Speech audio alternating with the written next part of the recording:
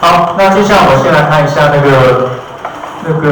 如果它是答对的时候，那它的音效，那也是一样，我们先插入音讯，然后你把那个答对的音效把它放进来，好，答对音效把它放进来。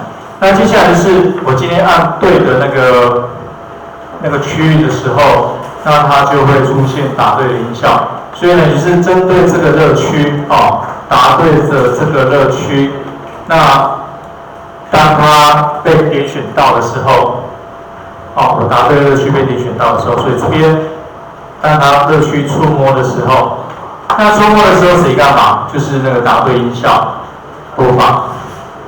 好，那我就把它添加进来。